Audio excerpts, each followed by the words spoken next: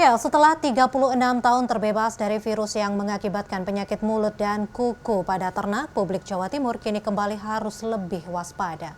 Sebelumnya, pemerintah Provinsi Jawa Timur menemukan penyakit menular dari puluhan sampel yang diperiksa di Pusat Veteriner Farma.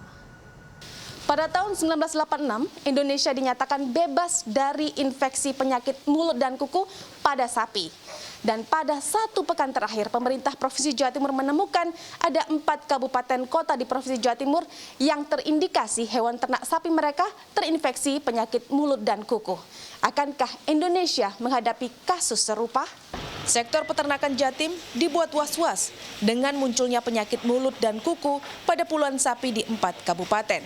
Secara tiba-tiba, sapi di kandang mengalami luka kelupas pada kuku dan mulut memucat dengan mengeluarkan lendir terus-menerus. Pusat Veteriner Farma, Pusvetma, memeriksa sampel 17 ekor sapi dari Kabupaten Lamongan, seluruhnya dinyatakan positif PMK. 20 sampel dari Kabupaten Gresik, 17 dinyatakan positif dan 2 diantaranya mati.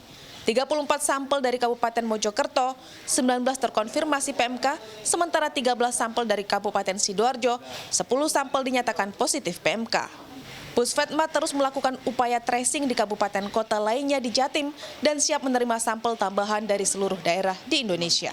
Ya, kita mengikuti perkembangan kasus PMK ini yang dalam 2-3 hari ini kasusnya menyebar ke beberapa tempat.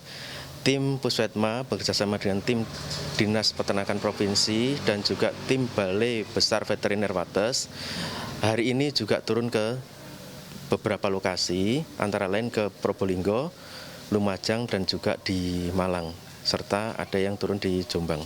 Pasca menerima laporan dari Pusvetma, Pemprov Jatim siaga penanggulangan kasus agar tidak meningkat menjadi wabah. Minggu siang, Gubernur Jawa Timur Khofifah Indar Parawansa langsung meninjau upaya penyuntikan obat pada sekitar 50 ekor sapi di Kabupaten Lamongan.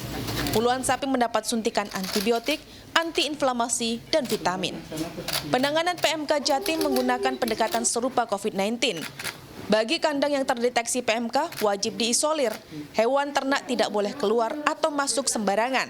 Sementara pasar hewan di 4 kabupaten ditutup selama 3 hari.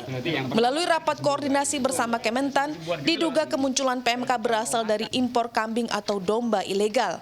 Khofifah mengaku sudah bersurat kepada Kementan untuk membuat pernyataan yang dapat mendukung Pemprov Jatim mendapat izin pengadaan vaksinasi PMK dari Badan Kesehatan Hewan Dunia.